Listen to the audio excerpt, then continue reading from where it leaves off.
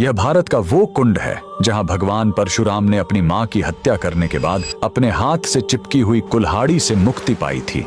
यह कहानी है महान ऋषि जमदग्नि और उनकी पत्नी पतिव्रता रेणुका की। कहते हैं रेणुका हर दिन नदी से कच्चे घड़े में पानी लाती थी और उनके सतीत्व के बल से वह घड़ा टूटता नहीं था। उनके 5 पुत्र थे जिनमें सबसे छोटे थे विष्णु अवतार परशुराम। एक दिन रेणुका ने नदी में कुछ गंधर्वों स्वर्ग के संगीतकार को जल क्रीड़ा करते देखा। उन्हें देखकर एक पल के लिए उनका मन मोह में पड़ गया और उसी क्षण उनके सतीत्व का बल टूटा और कच्चा घड़ा टूट गया। जब वो आश्रम लौटी तो ऋषि जमदग्नि ने अपने योग्य बल से जान लिया कि उनका मन भटक गया था। वो इतने क्रोधित हुए कि उन्होंने अपने पुत्रों को आज्ञा दी, अपनी मां का वध कर दो। जब चारों बड़े भाइयों ने मना कर दिया तो क्रोधित पिता ने उन्हें तुरंत पत्थर बन जाने का श्राप दे दिया। इसके बाद परशुराम ने पिता की आज्ञा को अपना धर्म समझा। उन्होंने भारी मन से अपनी कुल्हाड़ी उठाई और अपनी ही मां का सिर धड़ से अलग कर दिया। उनकी आज्ञाकारिता से प्रसन्न होकर जमदग्नि ने वरदान मांगने को कहा। परशुराम ने तुरंत अपनी मां को फिर से जीवित करने और साथ ही पत्थर बन चुके अपने चारों भाइयों को भी मुक्त करने का वर मांग लिया। सब फिर से जीवित हो गए, मानो कुछ हुआ ही ना हो। लेकिन कहानी यहीं खत्म नहीं हुई।